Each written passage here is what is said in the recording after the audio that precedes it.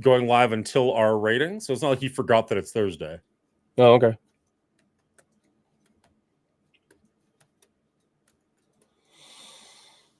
Oh, do you have anything for us to warm up with? Because I've been racing around. I have nothing. I ran in here. I'm still in my work clothes, my work pants anyway. Sadly, I do not. I've been the same, unfortunately. We'll probably do some sketches or something. Yeah, I knocked. I don't know if you're... Oh, whoops. Thank you. Accept that. And I'll mute myself real quick. There might be some red blood Hotep, but it's monster blood. It's not... Like, because obviously they bleed green and the synthetics bleed white. I've actually been doing a bunch of research about it. Oh, yeah? I know some things. Yeah, I know some things. What? That never happened. So, sorry. Yeah, because I have watched more Stephen King content in the past month than I have in my entire life. Are you watching Welcome to Derry? Watching Welcome to Derry. I've watched all of it. I've watched The Stand. The TV series The Stand I'm going through slowly. It's a decent enough show that I'll probably continue watching it unless something takes new one, or is that the one from like 20 years ago? It's from 2021, I think, and 2021 and 2022, I think, are when the 2 seasons aired. Gotcha. Nice. And it's okay. They just kind of basically stretched out the movie of The Stand, the miniseries, and the Stand, and it's okay. I'm kind of enjoying it, seeing where it goes, but we'll see. I mean, The Stand was a pretty long book. I don't think it was as long as it, but it was a pretty long book, so there's a lot of content in there. Yeah, and I watched The Long Walk. I paid $20 to rent that on a whim. I was like, I wanted to see this. I can't go see it in theaters. I got 3 hours to kill right now. I'm going to do it. So I pulled the trigger on it. I rented a movie for an outrageously expensive price that I normally don't do. And I was glad I did. Honestly, it was worth it. I thought it was a good, solid movie with an interesting story. It was not cliche. It wasn't very predictable. I think my only problem with it, thank you for the raid, I believe. Yes, thank you for the raid, Cleaning Agent. Thank you for the subscribe, Dan. Appreciate you. So it's not cliche. The only thing I didn't like about it was Luke Skywalker, I don't think was given enough breadth in his role as the general. And I think he wasn't an interesting enough villain what they were trying to do with his character. He wasn't an interesting enough villain because they didn't give him enough room to work with. I thought he did an excellent job with what he was given, but I would have liked to see that character expanded upon and for it to maybe, I don't know.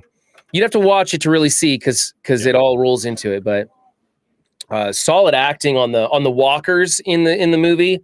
Really, really great characters. And an interesting idea that, hey, let's make friends with people knowing that we're not going to see them at the end of this. Like every 49 of us are going to die, Yeah. So it was cool. Okay. I have not seen that one. I'm not even sure I've seen a full trailer for that one. It just was not on my radar whatsoever. Bubba Hotep's all caps. You spent $20 on that? I'm pretty sure he had a review where he's not very big on it. So it's interesting to hear that you really did enjoy it. So I'm curious when it comes to like Netflix or something significant. I think the thing that I enjoyed about it the most was that it surprised me. I was really expecting a lot more cliche something out of it, and it really didn't go that way for me. Nice.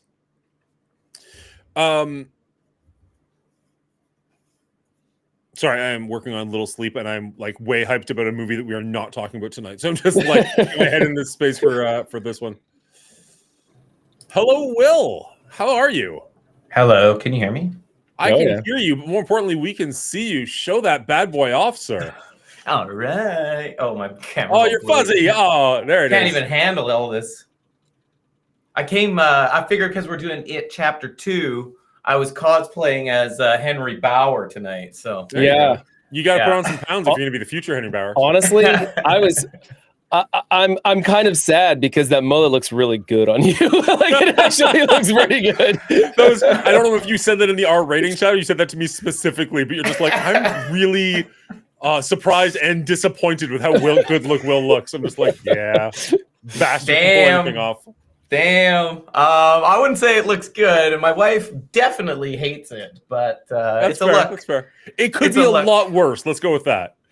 Fair, yeah, fair. For you know what? For cutting it myself after 48 hours being awake, not bad. Not bad. Yeah. Not bad at all, I'd say. That's the beauty of curly hair. It hides a lot of mistakes. Yeah. Fair. Ultimate Chaos says that Guillermo del Toro Frankenstein comes out tomorrow. I saw like a poster for this. That's all I know about it. I've never been a big Frankenstein fan, but I do like Guillermo del Toro. I've been seeing some of his like anthology movies, like short stories and stuff, and they're pretty good. So I'm kind of curious. I do want to go back a second. You said you have or have not been watching Welcome to Derry? I have been watching Welcome to Derry. I've seen the first 2 episodes so far. Okay. I don't know if it's the 3rd episode. I don't remember when they come out. I think it's on Sunday. Gotcha. I wasn't planning on watching it because it's on Crave, and I don't have that, or I didn't have that. But then Chapter 2 was only available on Crave, so I'm like, all right, well, we'll get it for a month, and then maybe I can watch like the Derry and stuff like that. And then literally the day after getting it, I get an email from my kid's cell phone provider being like, we're giving you Crave. As long as you're a customer, you can have Crave. I'm like, God damn it. I just paid for a month. So I'll get rid of it after this month, and then I'll sign up on their thing, and I'll have it for as long as they've got a bill apparently, which is kind of nice. But it was just that, like, really by 24 hours, like, oh, you got to be kidding me. So I am looking forward to seeing Derry now that I have the option to watch it, but I haven't started yet. Yeah, I'm curious to get your take on it, because for me, it doesn't feel as authentic to either of the It movies. Okay. It feels like it's obviously It, but it feels like a different director, like a different writer. It just it feels different. How many episodes are you in? 2. Okay, I've heard that it's very much more a Stephen King world building series than just an It series. Okay, because I'm 2 episodes in and there's no sight of Pennywise, but there is a lot of graphic, disgusting violence that's even grosser than anything I've seen in It. Right. Well, I'm not sure if they're just trying to gross me out or what, but it's less scary and a lot more horror and gore. That's kind of what the It movies have been. Like, they've just been very unsettling, more so than like jump scary, right? Like, it's just like, oh, here's something just awful that you have to sit through. Like, well, they turned up the volume on the TV show, and I'm not sure if I like it yet or not. So episode 3's out on the 9th. Thank you, Ultimate Chaos. What's up, B-Ridge? Welcome back, Anola. Good to see you. What's up, Bridget? Yeah, so I don't have a game set up today, unfortunately, and I would love to, because those shorts have been doing pretty well, unfortunately. So I don't know if we want to throw something together last second, or we could do movie sketches. That's always fun. You want to do that? I'm not opposed. Oh, like the whiteboards? Yeah. The whiteboards. I'll get more paper over here. Cool. I'll be right back. I'll grab mine. I'll be right back. I got mine here. Do I have? Wow, I'm looking at some of my previous drawings. I'm like, ooh, this isn't going to go well today. You keep them? I'm too lazy to throw them away. I'm cheap, and I'm going to use both sides of the piece of paper before I throw it away. So, That's fair. All right, I got some paper to work with. I'll have to figure out a good movie to throw somebody's way, and then we'll get some drawings going. I need to think up 2 good movies to draw. Can't say them out loud either, can I? Time to watch Run Win. I don't know. Will's got some artistic talent. The video, the last one you did with the Friar Tuck ear, I mean, if nothing else, that's been doing pretty well on me on shorts. So, like, that's a win in my book. Yeah. Did you watch the Castle Rock TV series? I watched the first season. I don't know how long it went on for. I liked it well enough. Not enough to watch the second season, I guess, but didn't even know that was a thing. It was, I don't know, it's been a minute since I saw it, but it was a Stephen King property. I don't know if it tied directly to any book or if it was just kind of like similar themes. Wasn't Castle Rock the place where like the devil came by and he opened up a store and you could go in there and buy things and kind of grant you a wish, and then it turned the whole town against each other and the whole town like kind of burned down in the end?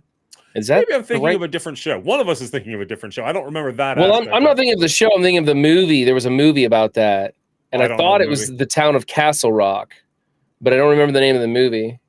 Someone's gonna yell at me because I'm probably way off base, but no, I don't remember that being the plot or a plot point.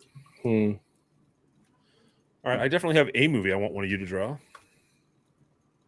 Needful Things. Thank you, Schaefer. Yeah, Needful Things was the movie I'm thinking of, and I thought it took place in the town of Castle Rock, but I could be wrong.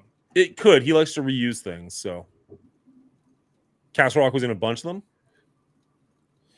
them. Green Tuckian, we all had mixed reviews on Alien Earth. I thought it was decent enough. By the end of the show, we were all a little disappointed because the alien gets upstaged and they treat it like a lapdog, and you kind of wish that the show wasn't about the xenomorph at all, and then I could probably enjoy it more. Man, But I thought, it's weird how the least interesting thing in the show was the name of the show. right, yeah, the xenomorph was played the smallest part, and they did it kind of wrong. But Well, the rest of the show I enjoyed, and I enjoyed the ideas that they proposed. even like aliens are on Earth couldn't have mattered less to the point of the show. Yeah, Like could not like the island they were on might as well have been a space station. Didn't matter Exactly, whatsoever. yeah. I was wondering if they were gonna. The whole thing was gonna be, we've got to contain the alien before it breaks out, and how do they do that? That wasn't a question at all. It was not about that at all, and that was kind of sad, and disappointing. Yeah. All right. I've Trying got to one think of- movie title. I also have one. I'm trying to get another one. Probably go at least 2 rounds. If anybody wants to message me in Discord privately, if you got something Okay. for one of the guys. Oh, you I've dirty. got Playing dirty in I've got chat. 2 movies in mind to send out there. If anybody wants to try drawing one, or am I going to put it out and both of you draw it, or how do I forget how we do this? I think that's how. I can't remember actually how it goes anymore. I think We've kind of done it both ways. I think it's more fun when it's just one person drawing, so we can just focus on them. Personally, audience, you guys, everybody can disagree, but just focus hard on their sweat and tears. yeah, a little bit.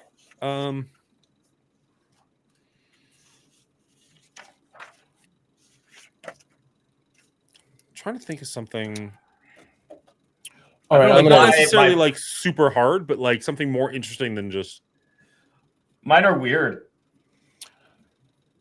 Definitely a theme that I'm not usually a part of. But I got 3 different titles. I'm ready to give one to anybody who wants one. Maybe this mullet is inspiring me in ways unknown. Okay, I've got one ready to go. I'm going to send it over to Dan, and then Dan can draw it. Sweet. I'm excited. And then Will's got to try and guess it before chat does, I guess. Is that how All we're right, playing it sure. today? Yeah, why Sure. not? Why not? Okay. Change it up every time. Why not? Yeah. Let's just, right, we're you all sending dead it? tired. Just drag it here. Let's just do a thing. Fuck it. All right. Are you ready to draw, Dan? Do you have your board and everything? Oh yeah, let's do this.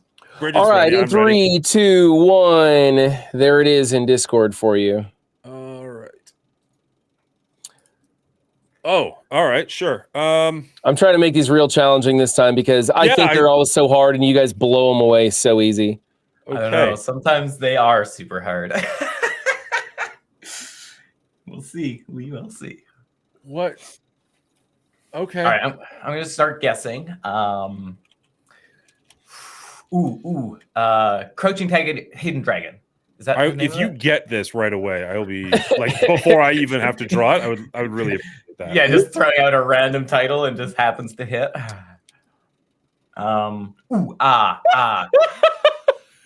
What's the one? Snow White and the Huntsman or something? Is that a title? I think it's the Huntsman, isn't it? Oh, it is the Huntsman. Is it the Huntsman? It's the Yeah, Huntsman, okay. I think, is what Yeah, it is. you're right. You're right. What else? I'm also trying to not think of the ones I just thought of.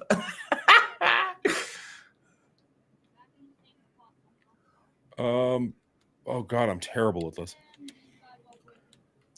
Good Boy? What's Good Boy? It's a horror it's- movie based around a dog. Yeah, it's the point of view of a dog horror movie. Oh, okay. So it's like a Koju, but from the dog's perspective. No, I think It's like a zombie movie from a dog's perspective. Yeah, I think the dog's Oh. owner leaves the house, and so the dog's like afraid that owner will never come back, and it's horrifying for it. And then it comes back, and it's over. Oh, okay. I actually have no idea. I think it is a zombie movie or something. Ooh, Slapshot. Good one, Bubba. Good one. Classic. Air Bud. Which one, though, B-Ridge? There's like 18,000. We're not doing that franchise. Put my foot down right now. Exactly. Well, Brett never don't watches feel your bad. reviews? I don't watch anything hardly at all anymore. I just don't have much time for any kind of consumption of any material. The original Air Bud. Fair. Was that the basketball, I think, right? Yeah, basketball. Yeah. Whew, that was a pull from way back. Streetcar Named Desire. None of these are hitting the mark. Dan, you're out of time. Show us what you got. Dad, we don't got all day here, bud. It's just awful. Jury Duty with Pauly Shore. Not quite.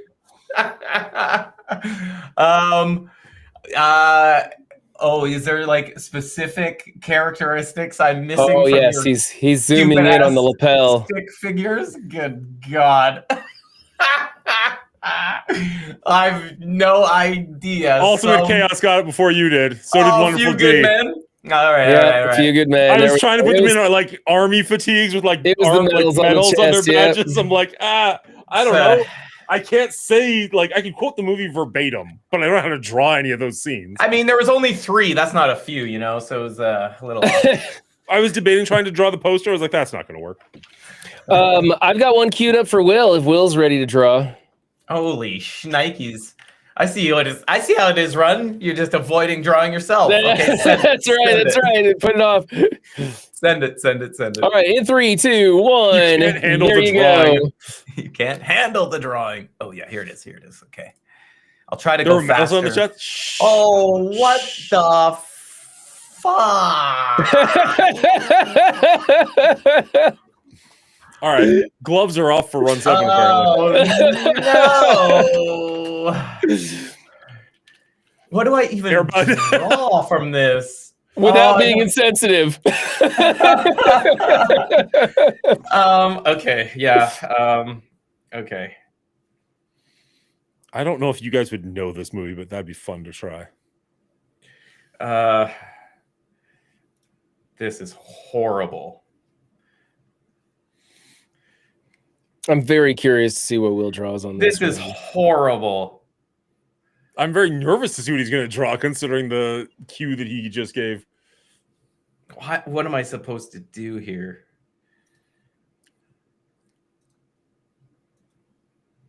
Old Yeller.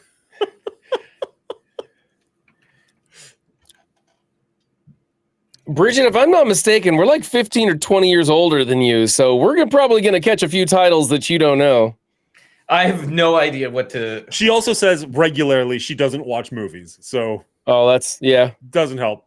She's literally here for our charming That's why personalities. she tunes in here, so she can understand the quality of film that we talk about and the information we bring to our viewers.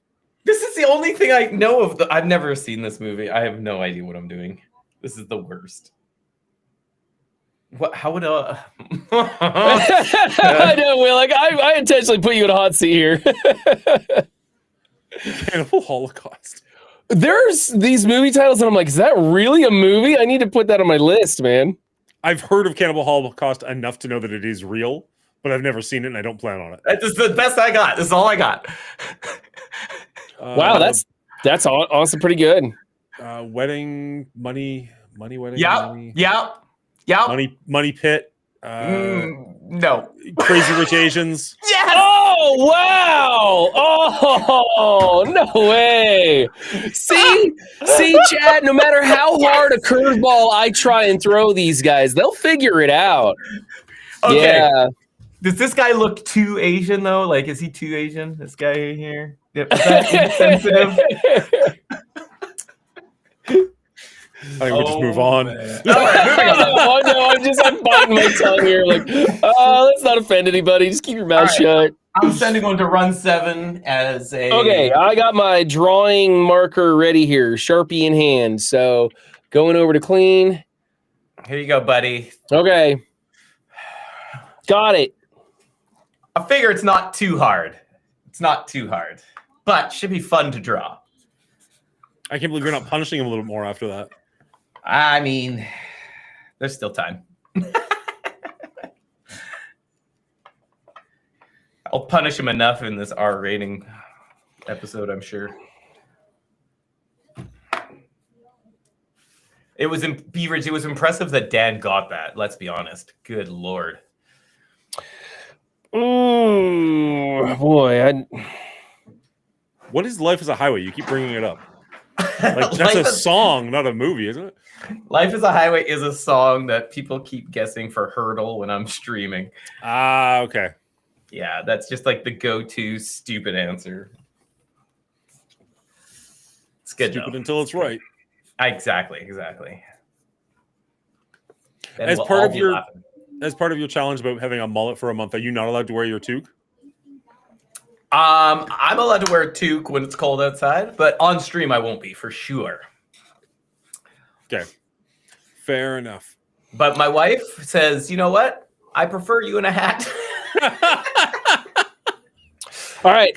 Hopefully there's enough pieces there that you can figure it out. Oh, that's great. It's not actually Air Bud, right? I just want to make sure there's a dog, there's basketball shoes, there's a basketball, there's a court of some kind. It looks actually more like a pool. Okay. Oh, it's a diamond. It's a baseball. It's Air Bud at the baseball diamond. It's baseball bud. It's a baseball not a basketball. Diamond. No, it's baseball with a dog. The Sandlot. There we go. Okay. There we go. I got that can't from draw chat. very well, but Yeah, I I can put all think the chat beat pieces you on to the it. field. No, I got it from chat for sure. You did do good though. The shoes were primo. The dog. Yeah. Hard to tell the size Make of the one dog. faster, jump unfortunately. higher, guaranteed. Yeah, so All right. good. Will, I'm going to send one your way. Mm-hmm.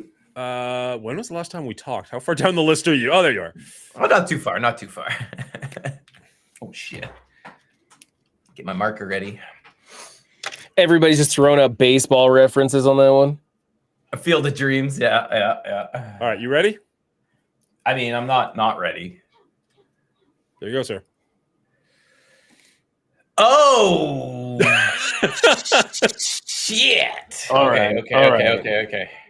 I don't think it'll be that bad. It's no Crazy Rich Asians. Well, Will's got some skill at putting together these pictures, so it usually works.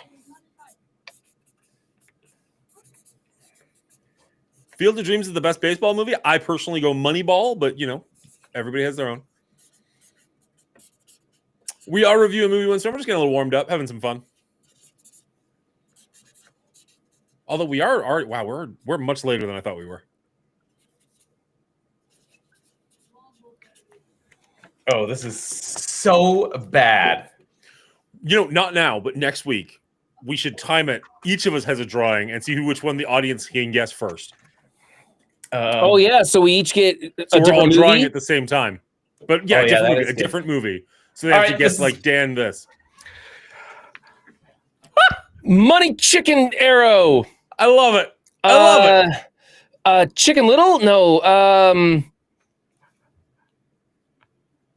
Come on. Rock. Come on. It is I'm so not getting hard. any movies coming to mind from this at all. It is I'm just so saying hard. money, chicken singing a song, and an arrow shooting. Is the arrow shooting at the chicken? Are they aiming at the chicken? No, it's just okay. I want to Money, hum it so bad. Singing Phil's chicken. got it. Phil's got it in chat. Robin Hood? Oh, Oh, is that the Robin Hood animated It was episode? specifically the animated. Animated specifically, yeah. Okay. Oh man. Rock-a-doodle doo. I never would have got that. Robin Hood? No, I wouldn't have got that. I It's see what you were such a doing good though. movie. I see Yeah. what you're doing, and it is a fantastic movie. I'm shocked you went chicken and not fox, but yeah, okay. Yeah, if you would have put a fox in there, I probably would have pieced it together. Yeah. I then. should have did a fox with a bow and arrow. It's just the Robin first thing Hood that and came to my Little head was John the running through the whistling. forest, over Yeah. fences, through the trees, trying to get away. Yeah, that was a great movie. So good. It's so good. Also, I learned this, more recently than I want to admit, but the do from Robin Hood Mm-hmm. is the hamster dance song. It is? Yeah. So I always Hamster thought they dance. sounded similar. Hamster dance stole it and sped it up. Oh, okay. Yeah. So if you All listen right. to the two, you'll definitely hear the influence. Brian, you want another one to draw? Yeah, send it my way. This one's coming from Dan. I'll get over there so I can see it pop up. All right, I'm ready. Hit me with it. There you go, sir.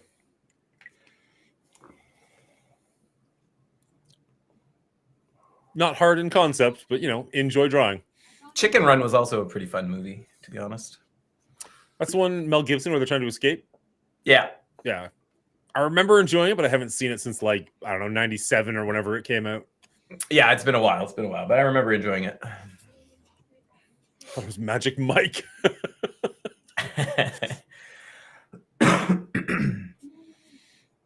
Never heard of Hamster Dance? You know what? That's okay that That's you missed that. better on info. you. Yep. Yeah. I mean, if you Google hamster dance, it'll come up immediately, though. Probably 1,000 different ways. All right. Okay. Ooh. Oh, he went that direction. White men can't jump. I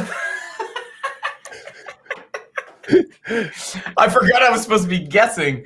What is that out? Uh-huh. Uh-huh. Uh-huh. It looks like fish gills. What the hell? The big sigh. Man. Hey, I mean, chat's thrown out a fish called Wanda, so I'm not doing so bad here. Phil got it. Yeah, Pacific Rim. Okay. Okay. I love the chat getting them, but at the same time, I really want to watch you guys suffer more. So you're like, you have no idea what's going on. It was like, excellent. I'm over here on the Atlantic run. I don't know anything about the Pacific. Okay? Sorry. And yeah, making a crappy picture of America's Pacific coastline probably didn't help you much.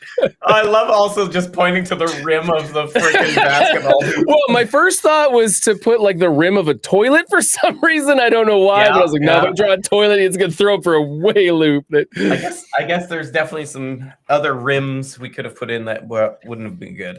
All right. The rim. Let us send one to Monguli, and then I think that'll be it, right? Probably. We've all done Was two at this that- point. That was the Atlantic shoreline, wasn't it? Not the Pacific shoreline. I mean, I used to live in the Pacific Northwest. I don't even know why I got that backwards. I was thinking, okay. It looked like the water was on the east side, but it's fine. Here we go. I like how your way of fixing it was you added the star for the capital. Maybe. This'll help. Because he thought it was gills. I'm like, no, that's a map. All right, Monguli, you're good to go. Oh, sorry. All right. It's all good. Okay. Don't take 6 years, though, okay? Shut up. Should be easy. Should be. Well, I don't know. Anything's possible. Easy with those drawing enough. skills. Those drawing skills over there. Now, remember, Dan gets 17 minutes to draw his pictures, where Will and I try to keep it under 60 seconds. Mm-hmm. Dumbo. What? That's pretty funny. That's pretty What? funny. Happy Gilmore? There you go. Yeah, buddy. Okay, there we Yeah, go. buddy. As soon as you put the flag on it, I knew Right? you I were was like, wait a drawing second, then. this is missing something. Yeah, I was like, There you either put a flag on or dimple the ball. Either one Well, would it's like- probably worked. I realized after, he's like, he's not even looking at the ball. He's looking straight down. We're like, nah, he'll get the point across, I think. Yeah, I was like, a scene from Rick and Morty? What is that? I don't know. You definitely have a job in the Rick and Morty animated industry there. I mean, I think that probably pays pretty well, so I'll take it. Was that 2 for each of us? I wasn't counting. I think so. Yeah, I think we're good. And we're already at like half past, so we should. Okay. All right. I Get in on gotta this. throw in some digits on my ranking of this film because, as usual, I wasn't writing it down, but it'll take me a Oh, second. I assumed you just made it up as you were reviewing it, so it's all good. I figured you were just watching the movie as we reviewed it. Actually, Actually, I I watched just this finished it while we're movie. hitting go live. I watched this movie almost 2 weeks ago because we had Moon coming up, but Derry was coming out, and I wanted to watch Derry, so I wanted to finish it chapter 2 to get into Derry. And this movie turns out is somewhat forgettable. I'm gonna be kind of, you guys are gonna be pulling me along on this one. turns out this movie is 3 hours long. And here we go. Let's open the curtains, shall we? Yeah, give me a second. All right, we're gonna open the curtains. Where is it? There it is. Boom. And you'll notice it took me way too long, but like I've been saying you guys behind the scenes, like this is our show, this is our show, this is our show, and like the entire time, like my logo was the only one showing up on it. I'm like, that's stupid. Let's actually brand it what it actually is. It's all good, but Sorry, the it took R-rating over thing, a year. The R rating thing looks good there. That's nice. All right. All right. Okay. Hopefully nobody remembers what I said about It, Chapter 1 last week. It, Chapter 2, 2019. A handful of 40-somethings forgetting they were losers may be the only thing standing in the way of a devilish shapeshifter with a penchant for clowns who has been feeding off of fear in children in the town of Derry for hundreds of years. Sorry.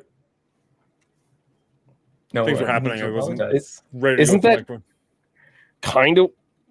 It's exactly what I said last week. Except Okay, I was gonna for- say that sounds like the same thing you said last week. Except for they're 40-something now instead of teens. No, kiddo. This is the one time I'm recording. Can he be somewhere else? Upstairs. Outside. Yeah. The last like 2 weeks or 3 weeks, he's coming up and he's just like nudging my arm as I'm recording. I'm just like, no, like 1 hour a week is all I ask. If I'm streaming, I don't even care. But for this one episode, can he be somewhere else? It's all good. It's all good. Hello, everybody, and welcome back to R Rating, the show where I get to go with two of my buddies and we take a movie franchise, break it down by movie, give an overall score, and throw it back on the board to see where it lands. This week, I'm joined by Brian and Will to discuss It Chapter 2. Brian, how are you doing this week? I'm tired, Dan. I'm real tired. Not gonna lie, I feel you on that one. How about you, Will? You bringing the energy this week? I'm tired of 3-hour movies, Dan. I'm tired of 3-hour movies. Well, I don't know if that's gonna get better next week, but yeah.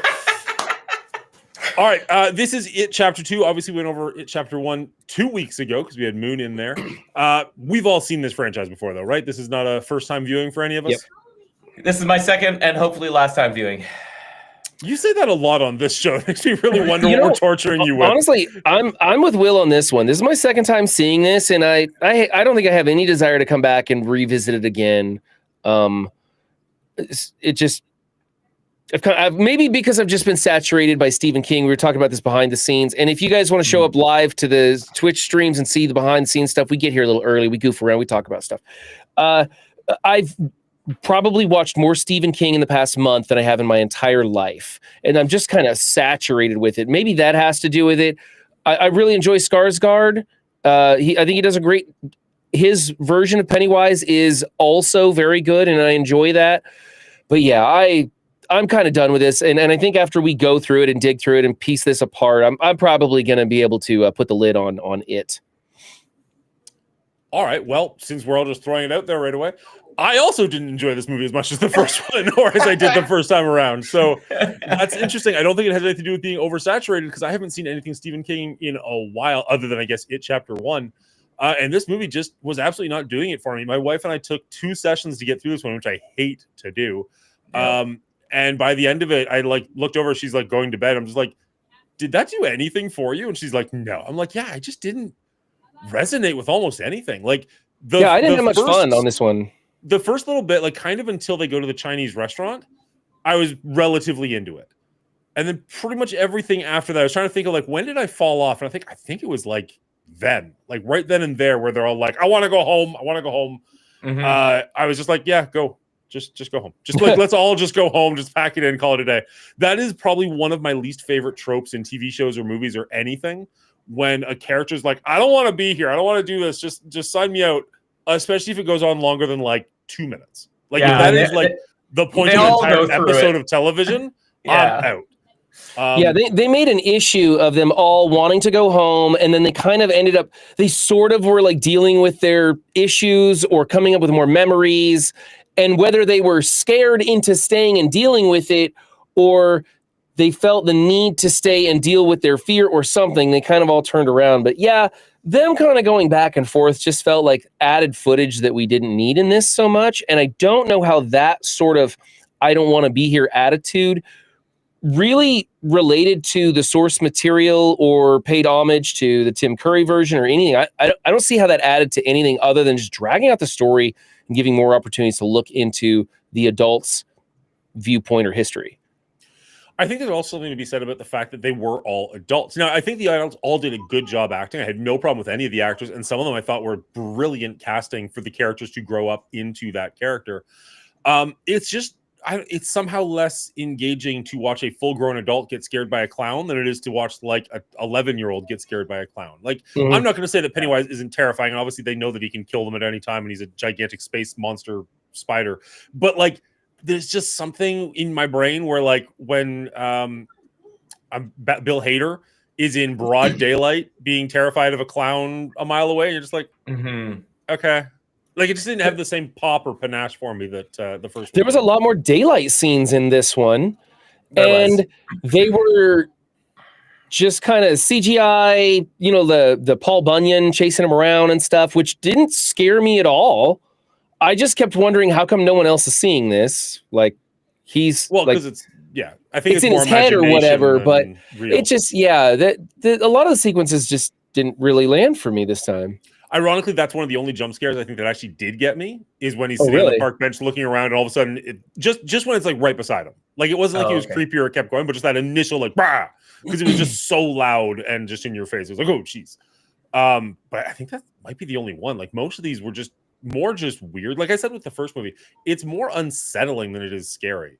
So like when they're in the Chinese restaurant and all the fortune cookies are cracking open, they're like bugs with human faces weird, on them. all kinds of it was just weird like blood acid stuff coming out of the table and gross stuff. Like, this isn't scary. This is just weird, and I don't like it. Also, the CGI on that was just off. I felt the CGI on this one was more off than the first, actually. Agreed. Just in general, like, this one had a bigger budget, should have been able to do more with the CGI, but the problem is that they just added more CGI instead of, touching up scenes to make them look better. They went full CGI, and it ruined a lot of the movie for me. The other problem, like Run said, there was a lot of like daytime type scare scenes, and there wasn't as much as in the first one. They had a lot of like really weird, creepy adult scenes. Like, the adults were off in Derry, right? And it made for scary situations. Like, these kids' real life was scary. The bully that was after them was super scary. And this movie didn't have that, and it didn't have good Pennywise scenes, so it didn't really have anything scary. There's so many problems I don't even want to talk about, because I just feel like I'm going to be ragging on this movie forever. And longer than the movie itself, if that's even possible. Yeah, it's very long movie. This one, so the first movie was 35 million and it grossed 704 million worldwide. And the second movie came in almost twice as much, $79 million budget, made almost half as much worldwide, 470 million worldwide. I wonder how much of that budget went to the fact that now they've got all the kid actors, but also all the adult actors. And you got some fairly big names with like Bill Hader, Jessica Chastain, James McAvoy. Like, they're probably bringing in a pretty significant chunk of that additional budget, unfortunately. And, you mentioned Bill Hader completely overshadowed the James McAvoy's character, Bill. And when it was Bill's supposed to be the lead character in here, but honestly, Richie was the one I was watching and intrigued with for most of it. he was a little more interesting. And they were touching on Richie's like secret, but they never really got there, never went anywhere with it. And instead he was just running around from Paul Bunyan out in this.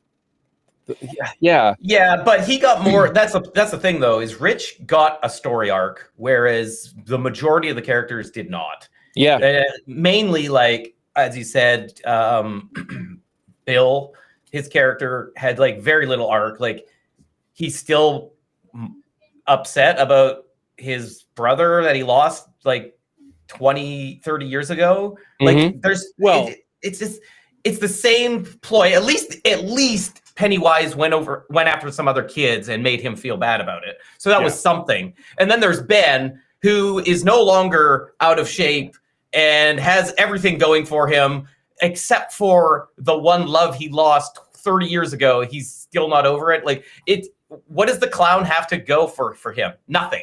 That's why he's barely in this movie. His character, it makes no sense to be there. It's terrible.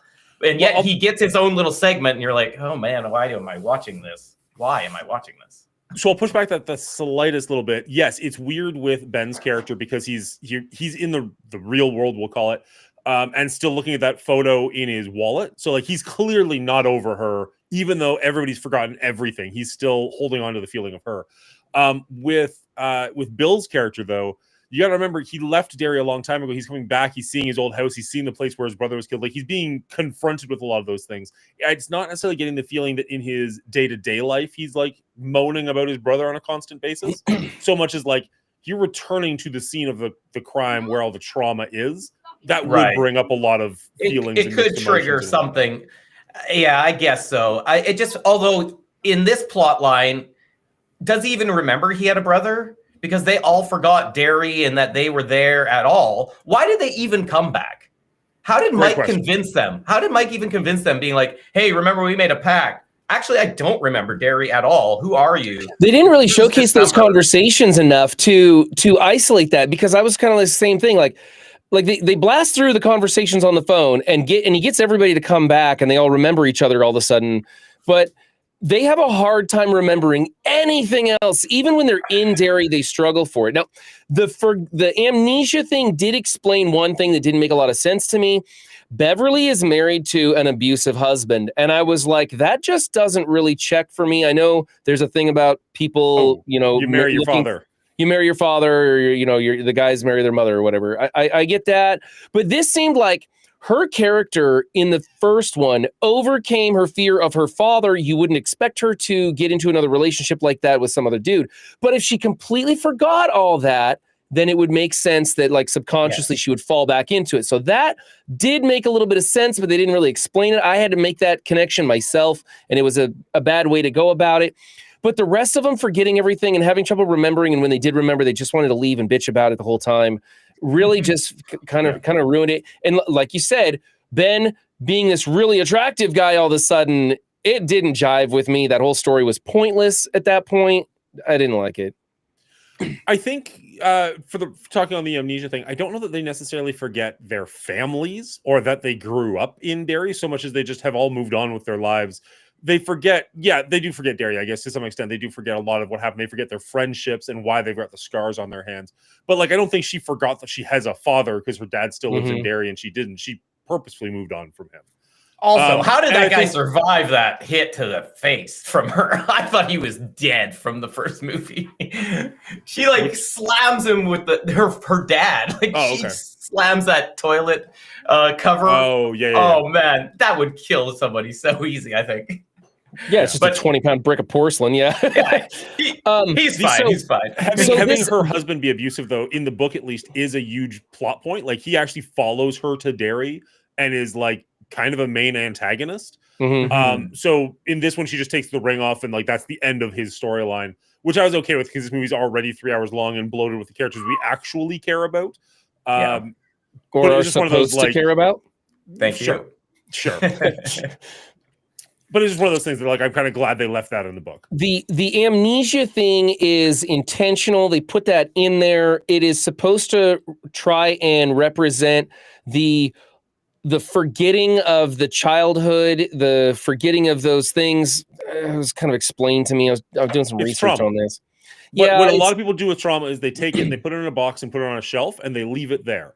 And until something forces you to open that box, that's where it kind of stays. But So they also that- forgot their bonds and their friendships, and overcoming that trauma is what they lost. And so having to come did back they to overcome the Derry trauma? to regain remember that, hey, we overcame this clown. And that's what they were trying to do, is that everybody's like, F this, I don't want to deal with this clown. But as they continue to remember things and continue to remember each other and work together, they remember that they overcame the clown once before and that they can do it again. That's what they were trying for. It just didn't play out well enough for me, and I didn't like it.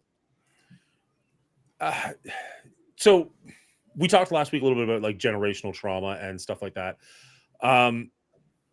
That to some extent, and like I'm not a psychiatrist by any means, that is how trauma works, though, is that you do just kind of put it away and forget about it. And like your brain, like the rest of your body, heals. And it doesn't always heal properly. It doesn't always heal the trauma. Sometimes it just heals a scar over the trauma. So like if this is something that you can't deal with, your brain will just be like, let's just not deal with it. Let's just put a little bow on that, put it over there, and we'll just put that aside. So I don't know that that's exactly, it would work this drastically, but I definitely think that's something Stephen King was trying to touch on with this, is like, yeah, like they were so traumatized by what happened. It had to be put aside. It had to be forgotten. It had to be put in a box and just like left aside. Right. But was this a chosen, like these 7 people chose to forget this? Or was this an Pennywise tactic to get them never to come back because they know he's secret? Right? It doesn't explain it. I think in the course of the story, it's it. I think from the writer's perspective, it's trauma. Does that make sense? Like that's kind of what I'm trying to get at. Yeah, I mean, I understand that it can be multi-leveled and that's how it's supposed to be. And in the book, it can be very much that. Sure. In a movie that's 2 hours, 3 hours long, way too long, it's hard to get both of those across, and I don't think they did it in a very good way. Yeah. Or They clearly didn't. All of us are in disagreement of the nuances of that whole thing, and so that clearly they didn't do a good job of it. And something else that they didn't do a good job of was weaving together a cohesive plot that makes sense. I mean, the plot is so simple. How is it 3 hours long? Well, okay. First off, why did they have to bring the bully back, Henry? Right? He fell down a well and could have died. And instead, in the beginning of this, he gets flushed out the drain and goes off to, go to the mental institute and everything. Yeah. Okay. So that's where I think her husband could have been an interesting point, is having her husband be that antagonist instead of bringing Henry back. It doesn't give the trauma to everybody, because obviously none of them will know who that character is, but you still get him like stabbing them and attacking them and being like, why are you with my wife? What are you doing to her? Or something. But Henry wasn't even traumatic for me. Like it was a bad play bringing him back in here because he wasn't scary. He didn't seem to scare the group. They were just like, oh crap, this guy? Why are we dealing with this right now? They're more afraid of Pennywise. He's just a sideshow for them. It's not even a big deal. People are getting stabbed by him and they're like, pull it out. We'll deal with this later. Let's go. Just stab him back. Stab him back. But did you notice that is it Henry is the character's name? I forget. Henry is the bully. Yes. Henry the bully. Okay. He had a Firebird car in this. He escaped from a mental institution that he has supposedly been in since he was a child, since juvenile hall. How did he get the car to drive there? How did Pennywise give him that knife? Where'd that come from in reality, right? It's just one of those things that Stephen King's just kind of like going to be ambiguous about. Okay. But there were so many little things in this movie that just made absolutely no sense whatsoever. And I'm like, why did they put that in here? That's dumb. I mean, to me, that was the least of my concerns. Pennywise is like a freaking cosmic being, can do whatever they want. Given this guy a knife and a Firebird that his little zombie buddy can drive him around in, that's the least of my concerns in this movie. There's so many other plot holes and just like bad writing and bad character work that takes me fully out of this, that those are so minor to me. But I mean, you're not wrong. You're not wrong. Yeah. Did you notice the little kid that keeps bumping into everybody and they keep scaring the shit out of this poor little kid? It's the same kid every time, and everybody's having like a mental breakdown in front of this kid, and they keep using the same one. Yeah. I was like, why is it this kid? And it never amounts to anything. Why'd they keep reusing the same kid to take the Does amount brunt to of their something. mental that He was- gets murdered pretty drastically directly in That front was of for Bill. Bill. That was for Bill's sake. It was like somehow building a rapport with Bill, being like, "Oh, I remember you from the restaurant, and it was weird. Then you were here, and you're telling me you're going to the fair, and now I know Pennywise is after you. I have to save this kid, like I couldn't save my brother, or didn't want to save my brother, or didn't." try Okay, to I save guess my that makes brother. sense then. All right, It was I'll I stay am off that trying one. to get the redemption arc that he didn't get or deserve. Yeah, or I deserve see. exactly. Yeah. I'm with Brian on this one. There was a lot of inconsistency. As we've mentioned before, I really like rules in movies and stuff like that. I can go with almost anything you want to put down as long as you follow your own rules. And it felt like Pennywise was all over the place, especially in like the last 45-minute cutscene or fight scene in the basement man. or whatever. Sewers? Like, I don't know, sometimes he seemed like they could punch him. Other times he seemed ethereal. Sometimes he would attack them. Sometimes he was just content with scaring them. Sometimes he was having a comedic bit with them. So Oh, this like, man. was what is going on? Like, why could he attack? If he could just stab them and kill them, why didn't he just do that? Why, like, he attacked Eddie and killed Eddie. Why so was this, that a thing he this tried has to to do? do with the way that they perceive Pennywise, because remember, Pennywise isn't actually a clown. He is a he's a- multi-dimensional being Spider. of pure evil from the in-between universes or something crazy like that, right? Stephen King spent like 700 pages trying to explain it to us, and nobody even got it then. Just snorted it all away. Right. So this battle at the end is supposed to be them overcoming the fear, working together, believing that they can, using positivity and creativity or something. And like at the end, Not they start positivity. belittling him, No. turning him into a puddle, and then they rip out his heart to finally to kill him. But they have to belittle him and believe that he is nothing. And that's what it has.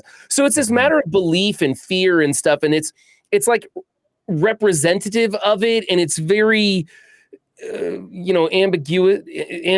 It's it was kind of rough.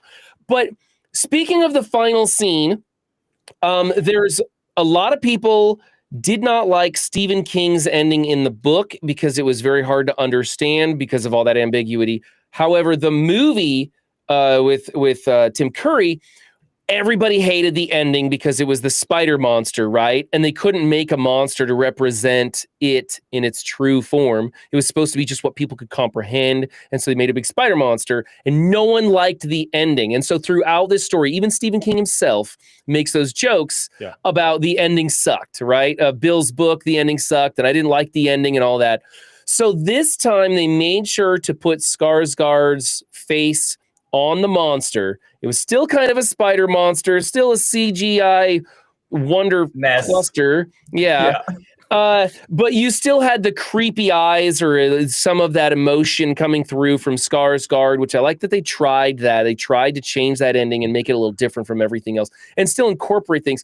Like they have the ritual of Chud or something is in the book. Yep. And instead they use that stupid wicker basket thing that they're trying to trap him in that replaced the thing. And they didn't have the turtle from the book, but we did have lots of little instances where you see a Lego turtle in the background, or they're out playing in the quarry and they're like, oh, you're stepping on a turtle or something. And they mention it because they wanted the audience to know, hey, we know the source material, but we're going a different way. Well, they just can't really put it all in, right? Let's be honest. They just can't. Right. It's already 3 hours long. The problem is they should have cut more or made different decisions to trim it, because here's the biggest problem for me. The first It movie, All the Children, was a nice encapsulated story. It hit every beat. You had a through line for all the characters. It was finished. Aside from, 27 years, we have to come back later. You don't even have to. It's just like, okay, well, you can pretend they come back and they defeat it, right? Because they know what they're doing. Then you got to this movie, and it's the exact same movie, only instead of young adults or kids, it's grown-ass bitches who don't freaking have any clue. The kids did so much better than these idiot adults that you don't believe they're afraid of a clown anyway, because they're adults that have bigger problems in their life, like abusive husbands. It just doesn't work. You're telling the same story, you're telling it worse, and then you're putting in the kid actors because they're the ones that blew up the first movie in the beginning. It's just over convoluted. They tried to bite off way more than they could chew. It reference, and it just fell so flat. It fell so flat for so many reasons. But they should have just stopped at the first one and called it a day. I think you're right. And honestly, I didn't like the adult actors who played the older version of those children. They didn't match up. You know, Really? back in I thought they matched up very well. Yeah, that's like the one redeeming factor of this movie for me. I didn't like well, especially Ben, right? Ben didn't fit for me at all. And I guess Bill, I liked Bill. James McAvoy did a good job as Bill. And I didn't like the guy who played the older version of Ben. I didn't like how they went with a good-looking version of him. We talked about that.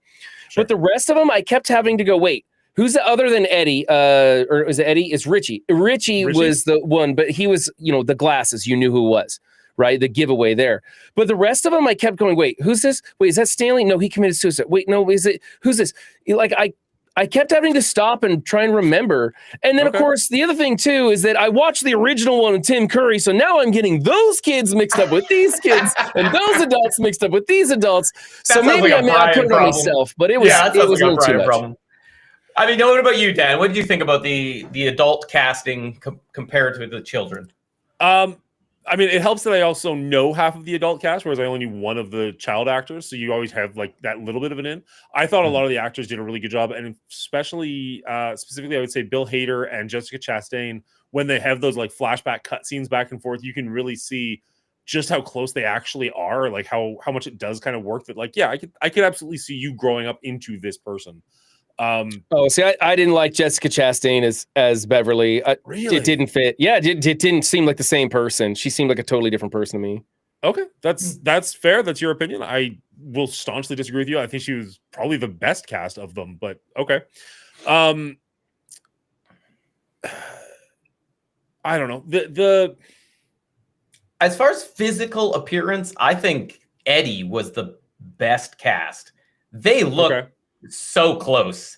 Like he looks like an adult Eddie for sure. Yeah, I'll give you that one for sure. And overall, I feel like the casting director, whoever matched these faces to the kid actors, I thought overall they did a good job. I think where it fell, and maybe Brian, where it fell for you the hardest is in the writing of the characters. The characters just didn't have enough to pull their child characteristics that we already had a full movie of to let them feel like, oh yeah, this is this person 30 years from now, because they just didn't. Even when they went off on their find their little artifact trinket voyage on by themselves, which is a complete waste of time because the whole ceremony was bubkiss and the whole plot, it was irrelevant, could have been removed, and we saved an hour out of this stupid movie. That even those parts was more about the flashbacks to the kids than the adults reacting to it. And it was so stupid because we didn't get to attach ourselves to the adult characters. Yeah. We just yearned for the children characters that we only got a flashback of. And they ruined the flashback because the kids are 2 years older and they freaking CGI'd them to look younger and they ADR'd their voices and they sounded weird like chipmunks sometimes. And I couldn't stand it. It just, everything in this movie just disappointed me. I was so bored, but I was more angry, so I just watched this thing. Anyway, but I think the casting director didn't get any job. Of that personally, but oh, dude, if you do some shots of what's his name, Finn Wolfhard, he's full CGI, man. And Eddie's voice is the worst. There's times where he literally sounds like a robot, like a chipmunk robot. It's so bad. Here's the problem. If I fall out of the movie, these are the things that I pick up on instantly because I have nothing else to do. I've got nothing else to do but find all these crazy flaws that if you were invested in the movie, you could let it go. You just let it go, let it go. CGI didn't Yeah, bother if me you're having fun, anyway. you'll overlook stuff like that, right? Exactly. Like I had a lot of fun watching Predator Prey, and so I could overlook the hatchet on a string. In fact, I had Exactly. fun with that, right? As stupid as that was. This Mhm. movie, you're not having fun. In fact, my fun score is really low on this film, and it makes everything else start coming down because you start noticing and picking it apart. And this time, the second time around, like I said, I picked this thing apart. And there was just so much that I did not enjoy going through it. So I don't want to watch it again. The only thing that I did enjoy was Skarsgård's portrayal of Pennywise. Even though, hold on a second. Let me get those off. My chat's going nuts. Skarsgård's portrayal of Pennywise was still really good. I just like the way he did it. I like his take. Doesn't mean I don't like Tim Curry's. I think Tim Curry's was amazing. I just like the way that they chose to go with this, making him less human and having a harder time trying to mimic a human clown. And you know the beep beep Richie and the little childish ways he talks that are just not right. I enjoyed that. That was about it for this film, though. You know, probably my favorite sequence was when the little girl with the scar on her face goes underneath the bleachers and is talking to him, and that little dialogue back and forth between him and her. And the whole time you're just like, oh no, run away, little girl. That was pretty good. The rest of this film, though, it's just it was such a disappointment after coming off the first one with the kids just rocking it for the most part. I didn't like it as much as you guys did, but the story with the kids was great. And then I think Will's got it down. I think the writing for these adults just didn't allow us to get in with these characters as much as I wanted to. Yeah. Even the little girl scene, I agree. It was like one of the better scenes. Yeah. But it's the intro to the first movie all over again. Yep. So it's Pretty like much. they didn't even do anything new. It's just the exact same thing. Oh, it's a scar instead of, or like a birthmark instead of a balloon, or not a balloon, a boat, right? She wants that removed. He wants his boat back. It's the exact same setup, exact same result, except for this one's halfway through the movie. So you don't start with a jarring incident. And even the jarring incident, they cut the legs off of Pennywise in this movie. The inciting incident in this movie is a couple at the fair who get bashed for who they are by local kids. And it's a horrible scene. No disagreeing there. It definitely was like, damn, this is horrifying in real life. But then Pennywise is just there, like biting this guy for no reason. Like Pennywise looks like an afterthought. He looks completely useless compared to the town of Derry. And that doesn't make any sense if your main goal is to present it. You lost me right off the bat. You lost me right off the bat. Yeah, that was another plot point for me that I didn't understand. It was like, why are you having this issue about these two gay guys that are being beyond harassed, beat to death by these horrible people from the town? What does that have to do with this story? Don't get me wrong, it was a shocking and scene and everything. It was actually a pretty decent piece of cinema right there. Had nothing to do with his story. They were the guys beating them up. That was a way scarier scene. Dealing with that kind of crap was a way scarier thing than this weird clown all of a sudden at the end, just like gnawing on a body. I was like, what? Okay, I gotta step in for a second. I think the whole point of the show Welcome to Derry, and that's going to get more into it probably, I haven't seen it, you have, is the closeness. I'm missing the words. That's what I always do when I try and go live. The proximity to the spaceship or whatever it is that Pennywise crashed into is like emanating evil. You can see that like objects around it don't perform properly in gravity. Some of them are floating up, some of them are floating down. All the kids are just hanging around. Like the craft itself is just changing the world around it, and it has lived there for so long. It is emanating evil. So the whole point of it is that Derry itself is almost like a haunted town. So the people in it, including the bullies, are acting so far above and beyond what normal bullying would be. They're treating people horrendously. They're attacking these bullies. And they actually scare and just beat this person up to the point where body flows down to exactly where Pennywise is so that Pennywise can eat. He doesn't have to do anything. The people of Derry are doing it for him. I feel like that's a point that is brought over and over again in this movie. Everybody in these movies are treating people horrendously, like way beyond what we normally see. Like you can see movies with bullying, like Dazed and Confused. And it's a little bit of like harassment. And then you get into this one and like everybody is awful. Like Henry Bowers is like carving his name into these kids.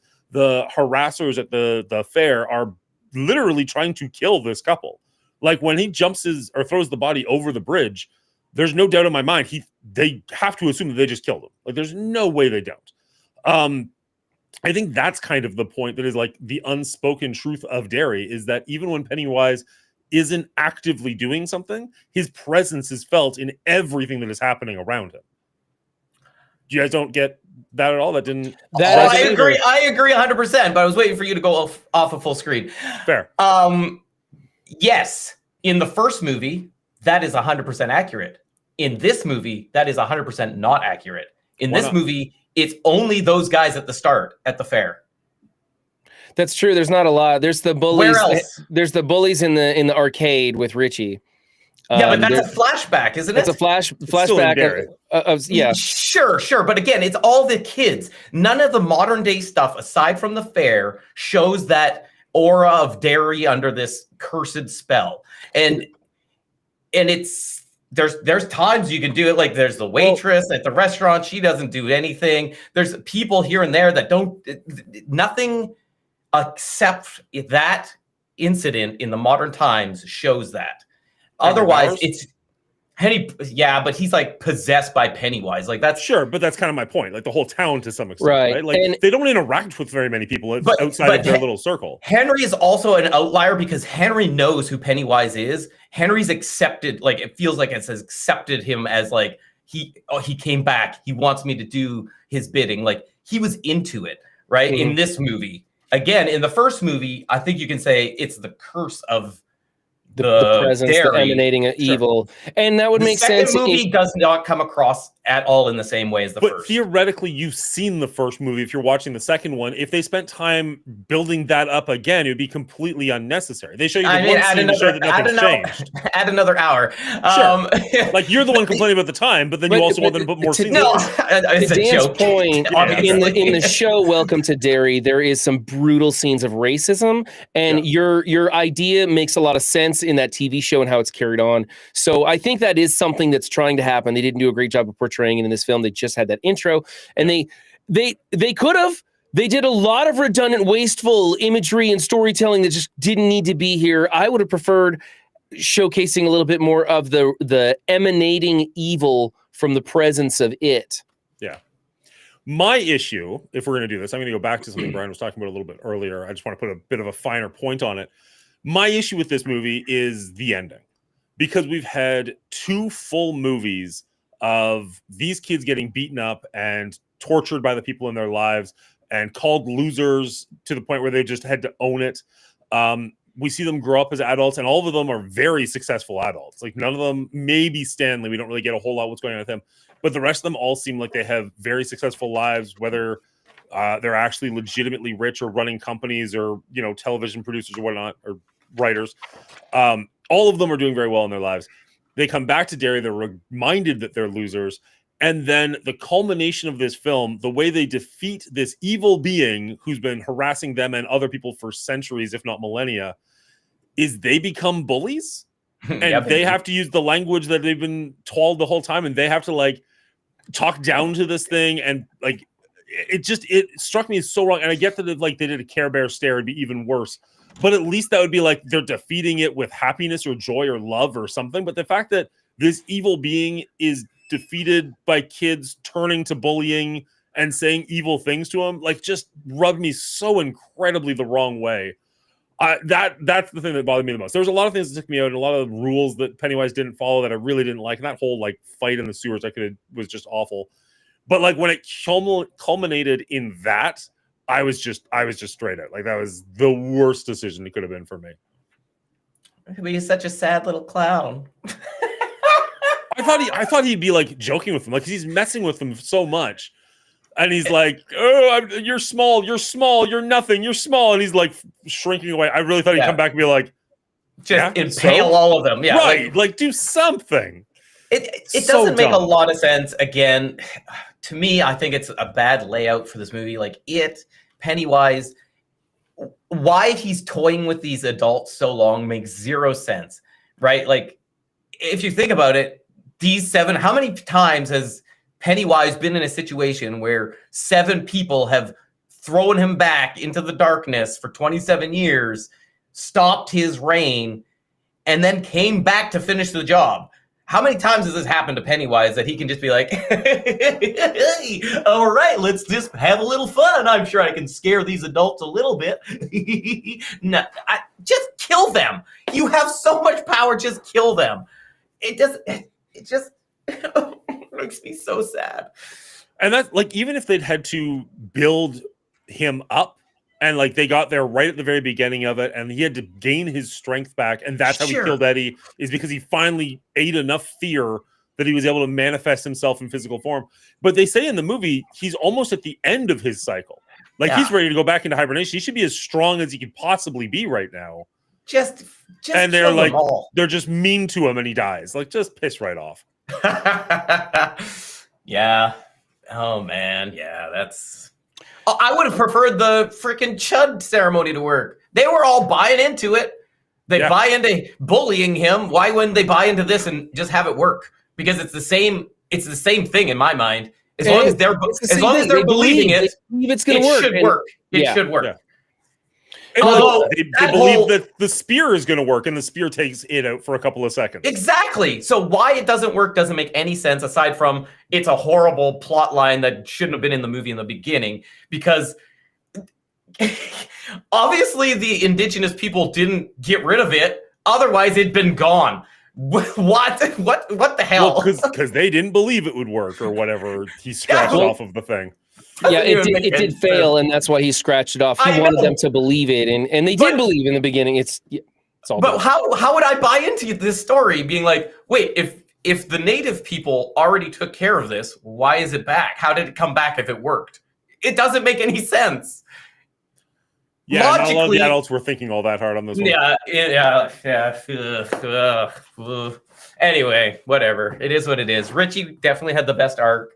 The most intense scene to me, and then ruined completely, was the old lady in the old apartment that Bev used to live in. That old lady was amazing. Yeah. Her creepy smile, her distant stare, her just weird twitchy. It was like all like really like, why is this happening? This is so weird. It makes no sense for her Bev character to go through this, but it's at least interesting. And then it turned into a CGI disaster which again made no sense. Just killer. It made no sense. But that 5 minutes of like her getting tea was like at least interesting to me. That was probably one of the better scenes as well. I think that old lady was probably one of the best actresses in the film.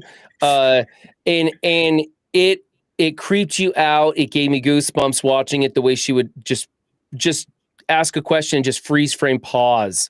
Like, and you're just like, why won't she move? You know, and then finally she says something and changes her expression.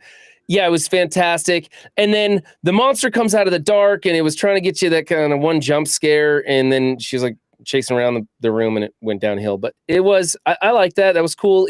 It reminded me of the scene from the first movie where they are watching the slideshow in the garage. It was reminiscent of that, how Pennywise came out and scared them, and it was pretty scary, but it didn't land as well as that one did. So, but it was a good scene. It was one of those scenes that I remembered liking a lot the first time. Like, I probably would have put it up there, like you just said, with the scene from the first movie with the slideshow. And this scene, it just didn't do it for me very much at all. Maybe because I knew exactly what was coming, or had an idea. Like, maybe I'd built it up like, oh, this is the good scene. And like, yeah, the freeze framing was kind of cool, but everything, like once she's in the kitchen and like she's doing that weird walk she does, I was just like, okay. I like the weird walk. I didn't see her, you know, you could tell she was naked walking around in the bag. You're like, what the hell's going on? I think that's what I felt the first time, but this time I was just meh. Like most scary movies, you know, once the cat's out of the bag, it doesn't hit the same. So I agree with that on this specific scene for sure. It doesn't hit as hard, but it was still at least more interesting than a lot of the movie. I will hit back on that just the tiniest bit though, because like obviously we just watched the whole Conjuring franchise, but because I'm editing it, I'm essentially watching it a second time. Right. Some of the scenes that And are we creepy thank you for your are time. still creepy the second time around. Oh, that's like good. That's like good. when there's something on screen that is just not necessarily horrifying, but just off, just really off. Even though I'm editing the film and like I'm usually listening to something else while I'm going through it, like the hair on the back of my neck is still going up because I'm just like. Well, I had that when we watched Chapter 1. When we watched Chapter 1 the second time around, I was like, yeah, this still can scare me, and I know what's coming. Not with Chapter 2. It was interesting. Like, even that woman scene just did not do it for me. It was interesting at best, and that was it. Fellas, I'm ready to be done with it. Oh God, I was ready 10 minutes ago. You want me to go first? I do not. Oh, okay. You want me to go first? Oh, I'm gonna do the thing that I always do every week before we do that's this. right. Yeah, do the thing. Do the thing. Yeah. Brian, you'll be going first, but after this short. Oh, I still want Brian to go first. break. I just want him to chill out for a second. If you like what we do and you want to help support us, head on over to our Patreon. There's a link down below. Shout out to our producers for helping produce. Shout out to our producers for helping with the show, as well as our executive producers. Aw, damn it. Shout out to our producers for helping with the show, as well as our executive producers, Real Bubba Hotep and Dino, and our writer, Elder JM990. Thank you all so much for helping with. That was the worst I've done that yet. You know what? It was good. It's fine. It was good. They can't all be good ones. At least you're screwing it up on this film instead of something we really care about. Wow. We care about those people, though. That's the important message out there, chat. Okay. That's right. We care about our Patreon people. And by the way, we got game night coming up this Sunday. We had a watch party last Sunday. So Patreon's getting fire these days. All right.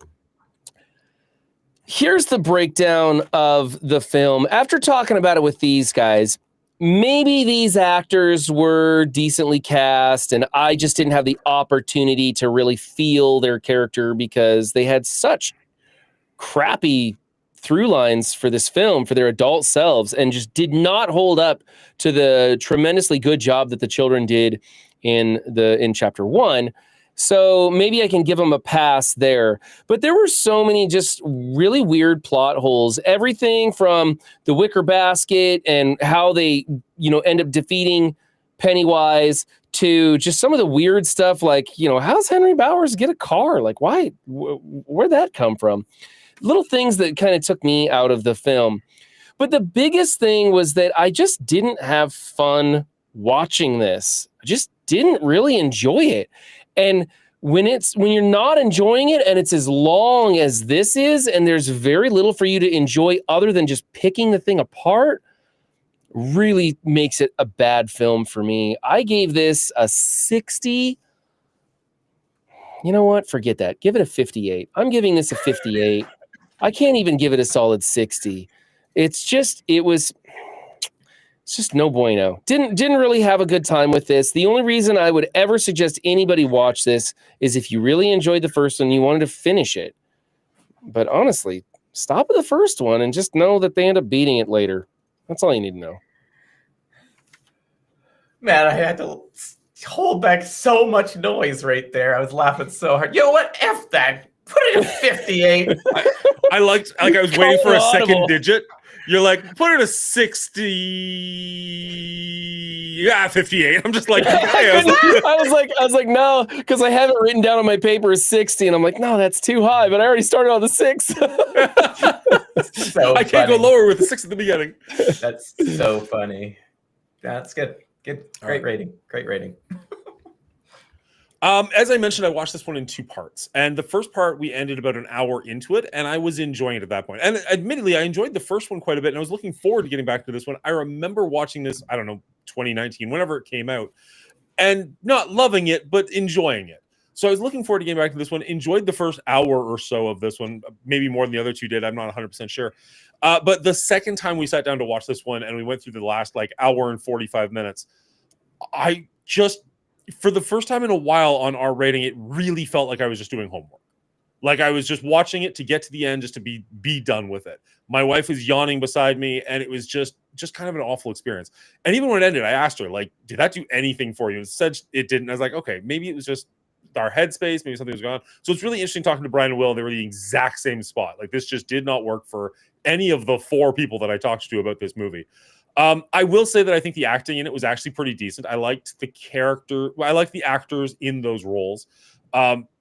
Ironically, Bill Skarsgård might have been my least favorite actor in this one, just because, I don't know, when he's scaring kids, it makes more sense. And the scene under the bleachers when he's scaring the kid made a lot of sense. But having him put on that like crazy, weird, funny voice and talking to an adult in broad daylight just didn't really resonate for me. Didn't like make the hair stand up on my neck. It didn't scare me. Like it's a very unsettling movie, but it's not really scary. It just didn't hit any of the notes that I was hoping it would hit.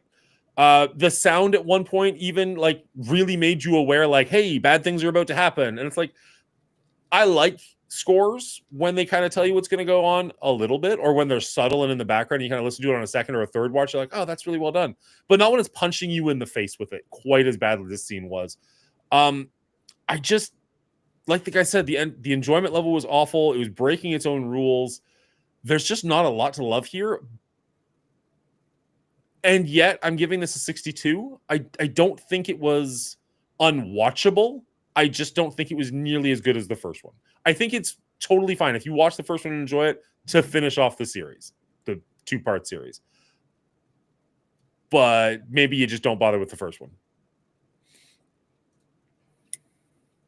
I agree with you on the sound, Dan. The sound was overbearing on this one. I think you were right about that. There's a couple parts that was just like, why is this so loud and obvious? What about the what is it? What's the song when he's getting the blood vomit all over him, Eddie? Oh yeah, Angel of the Morning. Yeah, Angel of the Morning. Yeah, out of nowhere. Like, is this supposed to be comedic? That's the other thing. There was like weird, random comedic tones in this. So many comedic tones where that you're just like, what are you doing? Killed any chance of scares or tone. Yeah. There were some good ones because, Bill Hader has some good laughs because when it was reminiscent of when they were kids, right? This, exactly. Like, going back at each other back and forth. That was fine. That's the humor that should be in this. But the out of nowhere humor for no reason. Oh, okay. The Chinese restaurant where they're all like reminiscing and getting back together. Yeah. There was some decent humor there. And that was exactly what that scene should have been. Exactly. But when they're in the cave and he's like, your mother. And I'm just like, fuck off. Yeah. Yes. Thank you. It wasn't comedic relief. It was comedic distraction. Yes. Okay. Good way to put it. Great way to put it. Okay, here's the problem. And I think, Brian had a little bit of trouble. He changed his score. Even Brian, I felt like he's hesitant on rating this movie. Here's the problem. The first movie was a pretty good movie, and they knew what they were doing. They executed well. They had all the same capabilities, even more so funding wise, to make a great movie. And it is technically, for the most part, made really well. There's a really good potential to this movie, but the writing was horrible. The underutilization of the actors was horrible. Relying on the children actors just forced in there so that people will come out to see it because, I remember those kid actors were fun in the first one. Horrible. There were so many bad choices made in this movie that it just crippled it. It crippled it. Adding the humor where it didn't belong crippled this movie. Cutting off Pennywise at the legs crippled this movie. There's so many elements that it could have gone the right way, but they just flooded it with all of these bad choices and bad decisions. Even Brian was saying, like, they did little call outs to the turtle from the book, even though it wasn't in there. There's all of this lore and deep cuts in here that if you look for, you can find, but you don't want to look for because it's so boring AF. They don't know how to edit. They don't know what, they bit off way more than they could chew, and it fell so flat. This balloon deflated so fast. Pennywise fell so far from Paul Bundy. It just was a disaster. This movie's a disaster. But it is a well-made movie. 59. Don't go to this. Don't watch it. It's trash. Just watch the first one and be happy with your life. Don't be angry like me. You don't have to be. I'm angry, so you don't have to be. This movie sucks. So That's Will, pretty close score for all of us too. I know it's because it's a well done movie, but it's just bad. It's so bad. See, Will, I thought the cinematography in this movie was fairly bland. I didn't like the camera angles. I hated how they had so many daylight scenes. That was a terrible choice. That's director. But I agree. And I didn't like the sound, and I didn't like the effects on it. I'm not sure if it's as well as you want to believe it. I think I feel like maybe the first one proved that they could, and then they failed to do it on the second one. Here's the other issue. And I think most people agree. I haven't read the book, but most people agree the more interesting part of it, the book, is the children's portions as well. Mm-hmm. People buy into that more, enjoy that part of the book more. And so they really just have a hard time when they break this into, okay, that's the kids, now it's the adults. You've got the worst part for the second part. Like, you are setting yourself up to fail right out of the gate. And then on top of that, you want to be bigger and better than the first movie so that people want to go see it. And so it just all these things stacked on top of each other that they just got lost in the sauce, and it just swirled down the drain right into Pennywise's mouth. Will, do you think that had they filmed both Chapter 1 and Chapter 2 in tandem, that this would have come out better? Absolutely. Even if they played it the same way, where the first is the kids and the second is the adults with a few flashbacks, you think it would have been better? 100% it would have been better in my mind. Yeah, I think so too.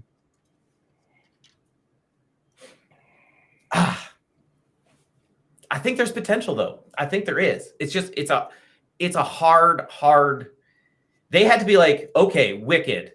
They bought into the first one. This was fun. Now we have to do everything to make this pacing perfect, character perfect, because this side of the book is not as good. We have to make sure we're executing everything at the highest level.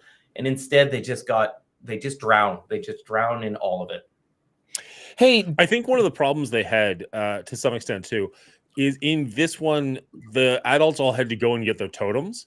And most of the totems were either an incredibly minor part of the first movie or not in the first movie whatsoever. Like, we never see them at the arcade. Now I knew about the fact that the clubhouse from the book, but the clubhouse was not in the first movie whatsoever, right? Mm-hmm. Yeah. So like the whole shower cap thing couldn't possibly have been in it. We don't see them at the arcade ever, so that's not possible. Like the bike we see, but it's not a major part of it. And her note and the yearbook, like those ones are actually relatively big parts of the first book or first movie. But like, it's just so frustrating. Like, you should have shown those when they were kids in the first movie, and then we'd be like, oh, I bet he does this in this one, instead of just like, oh, here's a scene. That's why Brian was saying if they made both in tandem, it would have been better executed, because they wouldn't have had to do that. They also refilmed and changed some things, like when they have their little falling out on the street, and Richie's like, I'm out of here, and he like walks away. In the first movie, he just walks away. In the second movie, he like shoulder shoves Bev on the way out. I'm like, what? Why did you change that? What's even the point? You're just adding work for no reason. It doesn't change anything. It was so stupid. Also, 10 minutes of Stephen King cameo. Go F yourself. That was a little long. 10 minutes, was it? It felt like 10 minutes, whether it was or not. It was way too long. He went in to buy a bike. Just give him the effing bike and make a joke that, even Stephen King thinks his books suck at the end. Like, that's it. I think that's all it was, to be perfectly honest. I think that seems like 2 minutes. That was pretty much all. Well, then how come they had to haggle price? How come he had to like sit there? He didn't. They did. No, he said $300. He said, that sounds fair. He didn't haggle it at all. He didn't try and get it down. He just literally like, all right, I'll give you $300 for the bike. It felt a little long to me. So long to me. The whole movie felt long. I'll give you that. Yeah. I There were guess scenes that dragged way more for me than maybe that. all the artifact scenes felt way too long No. because they were so irrelevant. It's also possible that I actually like Stephen King and I've read a lot of his books, so maybe that was like, oh, there he is. Hey, I Oh, don't know. that's Speaking of the fine. book, I mean, he's Dan- cameoed in a lot of movies, and it is a fun Sure. little thing to do, right? Yeah, Dan, sorry, Brian. did Henry Bauer come back in the book, I or was did he racking Yes. my fall brain. down the well I'm and pretty die? sure he does. I don't know Yes, if he falls He down the does? well. Oh, Yeah. Yeah. I again, I haven't read the book, but I like looked up a lot or listened to a lot of video and like stuff about the book, like the differences between movie and book. But he is in throughout. I Mm. know he's there's a- people in chat who have read the book and they've been talking about it throughout. So you can help me out on this one. I'm like Henry Bowers is in it, and I'm like 99% sure that Bev's husband follows her to Derry. How do yeah, those two interact, or how do we get the two? How do we deal with the two antagonists there?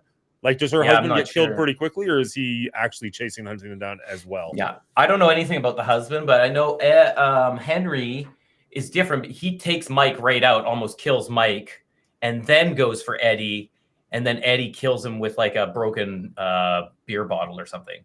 So they swap how that interaction happens. Also, Gotcha. can somebody tell me why Mike is the one that stayed at Derry and did all this research when that was Ben's thing in the first movie? What? Why? yeah, that was a weird play, wasn't it? It's Yeah, just I don't have confusing. an answer. Yeah, it should have been Ben. Ben doing all moved the on to historical bigger and stuff. better things, and Henry didn't have Mike didn't have that support system. I guess I have no idea. I guess, yeah. Weird. Green Tuckian, I'm worried that this series is that its only goal is going to try and shore up all this weird stuff that went on from the movies. And it's starting to, as we're talking about it, it's starting to shed light on where the series is going, the 2 episodes that I've seen. And so maybe the series will help me to feel better about it, chapter 1 and 2, but I don't know. It also might just be an opportunity for them to make gore and post Pennywise's face on the poster. I Yeah, think yeah. that's more it. It's just here's how awful Derry is. Windstorm, I know that Mike in the book was the historian, so that makes all sense. But in the movie, the 2017, In chapter It was- 10, chapter 1.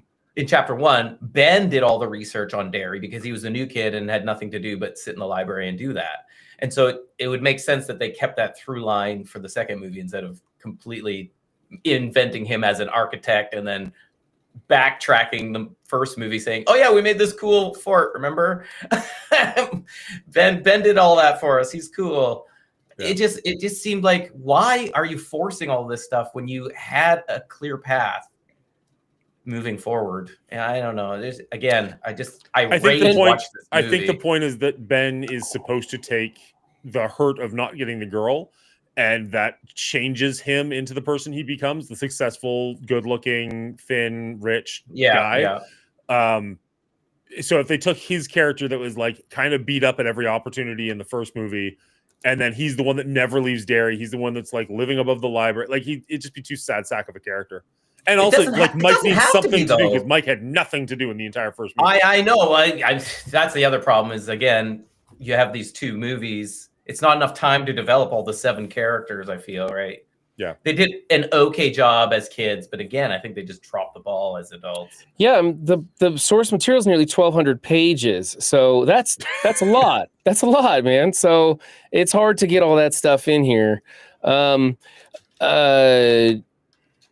Yeah, Huss, you're absolutely right about the way Stephen King does. His is more a psychological, the destruction of your psyche over time with these impending doom and gloom scenarios and stuff. And remember, it is a part of Stephen King's macroverse, including the Dark Tower and lots of other stuff. So we may see Welcome to Derry take us in a bigger, wider direction. And maybe hopefully, because this chapter 1 and chapter 2 started out good, and when we got to chapter 2, really just did not deliver what we all wanted. Yeah. In theory, always a better chance in a TV show to be able to flesh out a lot more story. shit. You have Mhm. more time, so hopefully it can come together. I don't know. I'm over this movie. That's for damn sure. Prediction, Will, where do you think the It franchise is going to fall on the list? What's it going to be better than? What's it going to be worse than? Without doing too much math in your head, I don't remember the numbers myself. You know, I think it's gonna be too high because I'm still steaming from this second movie. Yeah. But I think it's gonna be like above like Jurassic Park, maybe. Oh, I hope not. I hope it's below Gremlins. Yeah, For I a think it'll be franchise. above. Yeah, I think it'll be Well, above. no, not for a franchise. For franchise, I think maybe I just mean, above Gremlins is where I'm The hoping. first What? movie was still pretty solid. The That's first the movie thing. was pretty solid, but so was the Gremlins first movie. The second I movie was pretty disagree. terrible, but so was the Gremlins second movie. And I like both Gremlins movies in their own way. It didn't make me angry at all. Oh man! All right, let's hit us with it. Well, Gremlins was fun to watch at how bad it was, the second movie. You know, this was not fun to watch because you wanted it to be good and it just wasn't. Yeah. All right, Dan, let's see the big reveal. I was just waiting for you to stop talking. That's all. All right. And with that, we have It as a series coming in tied with Jurassic Park, but I had to put it underneath. I just had to. I knew it. I knew it was above Jurassic Park, but Dan wouldn't let me have it. No, it is tied with Jurassic Park. That is not the same thing. But it could literally be above it. But it's not, and it never will be. Because Dan wouldn't let me have it. My word stands. My word stands. Nope. Anyways, this puts it actually shockingly close to the Conjuring franchise, which I don't know. I think as an overall, yes, there's a lot more Conjuring than there is It, but overall, I enjoy Conjuring. If you more count how than many It. minutes, I think it's a tie. Yeah, you might be close. I don't You might know. be Some of pretty the close there. Conjuring movies were a little long in the tooth as well, but that's fair. It's a fair rating, I guess. Yeah, I don't know. I remember liking this a lot more than I actually did, Yeah, and that's me really too. unfortunate. I remember liking it a lot more when I first saw it too. But chapter it's been 2, as soon as I saw chapter 2, I was like, no, I'm done with this. And this. What do you mean as soon as you saw chapter 2? Like as soon as you finished watching it? Yeah, like first back in time. 2019. Yeah. Oh, gotcha. Just Okay. compared to the first one, I was just like, what happened? What happened? And I then just when I remember watched it thinking now, it it wasn't just as scary as the raged. first one. Yeah, it definitely is not. It definitely is not. It's not as anything as the first one. It's just longer. Yeah. It's longer. But yeah, I'll it's give not him that this. good. If you're going to go to Pennywise's house or whatever that house was that they go to, you would go in the daytime to try and deal with it. You don't go hunt vampires at night. You go in there in the daytime. So Sure. that makes sense. And I can't hold him against it for trying that, but it just made it for not as cool a scene. All Did those you guys- daylight sequences with Pennywise were offsetting, but not scary at all. Did you guys catch the joke from movie to movie? With the 3 doors, the scary, not so scary, not scary at all. What was the joke? So in the first movie, they open the first door, and there's the girl that walks at them, and they're like, "Oh, where's her legs?" Because she has no legs. Mhm. And then in chapter 2, they open the door, and it's just the legs that but walk not forward. with the top half. Yeah, okay. There's her legs. That Nope, I joke, totally got 2 that. years in the making. Totally And the worth it. little Pomeranian. Yeah. Well played, It chapter 2. Well played.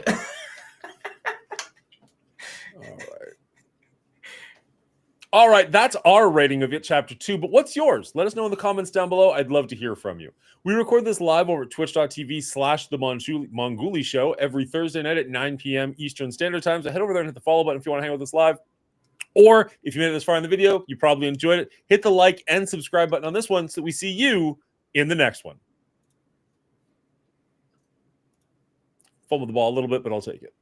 It's all good. It's all good. Sorry, I raged on this movie so hard. No, I like the energy. There where I was just like, I'm done. I know. It's just like, it's just like so many little things that I just couldn't No, get I know. over. I get it. I do. It's just, how do I word this? I appreciate you guys coming on here and like all of us being honest, and like sometimes we'll rag on movies, and sometimes I'll rag on movies you guys love. I know that I've done that. It was just one of those things Yeah, where you I'm like, tanked Evil Dead for us, Dan. Thanks a lot. it was just like an hour of like, and this sucked, and then this was bullshit, and that sucked. I'm just like, okay. Honestly, I Which was is trying honestly to be why I'm positive, terrified but to it was do the Avatar with you guys. Even when we would come up with some positive scenes, one of us would be like, "Yeah, I didn't like that scene either." I know. You guys liked the character casting. I didn't like it. You know, I it's like we just know. couldn't. We just couldn't agree on anything. Yeah, nothing. Yeah. Other Yeah, than, I think we were all in agreement the ending was terrible. Yeah. Ending was terrible and it was way too long, yeah. But those are, again, negative things. It's like, the No, for sure. positives were so thin. I'm sending my stream off, so thanks if you're watching me. If you guys want to hang out a little bit longer, you can go over to Dan's stream. I'll see y'all later. Bye. Wait. He's gone. Sorry. Who are you? It's all right. okay. I sent them all over to your stream, Dan. Oh, okay. Well, appreciate the raid. Look at that. Run 7 coming in with a raid of Yeah, there you go. 15. Look at Woo! Raid. I'm also going to be taking off pretty soon. I just know Bubba Hotep was talking about going live. I don't know if he is yet or not. I don't see him, actually. So who knows? Maybe not. Yeah, sorry, I didn't have anything, Brian. If you wanted to get out of here, go for it. I was going. No, I'm just super tired. I had a long day. I had a filling in my tooth fall out. I got a hole in my tooth. Gross. Strange thing was, it feels better now. Like my tooth's been hurting for a while. The filling came out, now it feels fine. So I don't know what's going on there, but I'm literally falling apart because I'm tired and I don't have time to go to the dentist and do anything about it. So I'm just walking around with a floss pick in my pocket. Oh, nice. But what's our schedule for coming up? We're doing Kill Bill. So this Sunday we're doing the game night with the Patreons, where we're going to play 7 Days to Die, and that's not going to be on stream. So the only way to be a part of that is to come play with us at the executive producer level. Thursday we're doing Kill Bill 1, and then are we doing Badlands? That's the question. Are we doing Predator Badlands, or are we doing Kill Bill? I got tickets to go see it tomorrow, so I can do Badlands if you guys want to do Badlands. I saw it tonight, so I will confirm tomorrow by 3 p.m. my time if I've seen this movie or not. And if I have, we'll go hard into it. If I haven't, we might have to push it. Fair enough. I'm going to try and put out a review later tonight. I've already got my out of the theater reaction on the YouTube shorts, so I'm gonna have something live because Predator's just always done well on my channel. But yeah, if we can do that, that'd be great. Whether we review Predator, I am working on it. I promise you, it's gonna be coming out hopefully very soon. It's just been a very busy month, but yes, it is something that I've been working on. I'll have that for you shortly. And Windstorm Jam, the Patreon, where's my name on the screen? What level did you join at? Because I don't. When did you join, Windstorm? And thank you for joining. And whether we do Badlands or Kill Bill, I think we're going to have something that we can at least enjoy to a better degree than this. I think the reason we were so negative about this is because the first one was a solid film, and we know that they could have done better. Yeah. So I think that's the part that bothered me is, like Will mentioned in his, the potential was there. Yeah. Like when you're ragging on Neverending Story 2, there's literally nothing good to say. And in this one, I felt like there were good things. They were just so outweighed by the bad. Yeah. Fair. Okay, well, I'm going to peace out, but I will keep you posted on Predator. I'm hopefully going to see it tomorrow, and I will let you know as soon as I know. And we will do that ideally for Thursday, which will be fun. Okay. And then we'll get into the Kill Bills, which will also be fun in their own wild and wacky way. Yeah. So worst case scenario, Kill Bill 1, Kill Bill 2, Patreon pick. Best case scenario, Badlands, Kill Bill, Patreon, Kill Bill.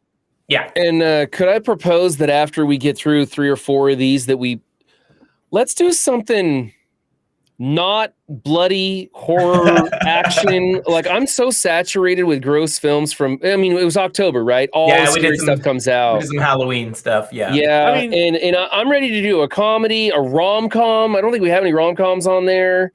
Look who's talking. Look who's talking too. Right. Okay. Well, maybe we don't have to go there, but we do have Christmas movies coming up. I don't know if there's any like Santa Claus as a franchise or any of the Christmas. Christmas Chronicles. My kids love the Christmas Chronicles. Christmas Chronicles is a good one. I mean, it's a good option at least. Yeah. Thank you for your wording. Amazing. Airbud's Yeah. not gonna happen. Airbud's not Airbuds gonna series. happen. No, that's gonna be But a yeah, veto. I would just like to do something that isn't violent or gory or horrific or dark in any way, shape, or form. Just I'm something sure yeah, Quentin a little more Tarantino fun will and not fun. be gory or bloody at all for you. It'll Yeah, be- he'll be fine. He'll be I've fine. seen Kill Bill, Dan. it's literally called The Whole Bloody Affair. yeah. Oh, Now Dream you see Man. me. Now you see me could be fun. I haven't seen. I two of literally, those. when I go to bed, I try to watch like 15 or 20 minutes of a show or a movie or half hour, whatever I can as I'm going to sleep.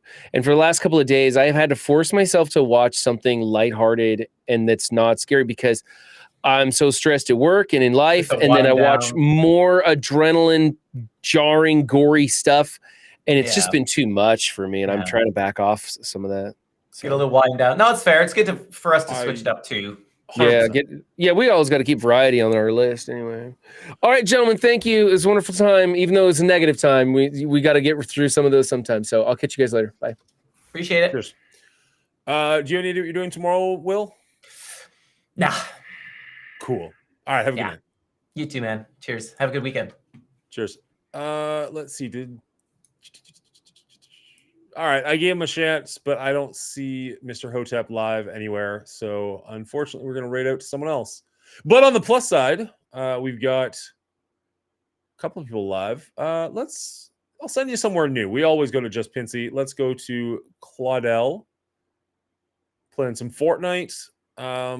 You guys have a wonderful evening. We'll be back Saturday. I'm gonna sign off and then start working my Predator review. And then where the heck am I going? There, the raid button. I'm on her page looking for the raid button, if that makes any sense. And then we'll be live on Saturday morning for I don't know what. I'm kind of back and forth between two different things. So we'll see. But that's where we're at right now. I hope you guys enjoyed this episode. I know we were pretty negative the whole time, and that can be a little bit draining sometimes, but also, sometimes you just got to let it out. Cheers, everybody. I hope you all have a wonderful evening or weekend, depending on when I see you next. And we'll catch you next week for more R rating. Bye.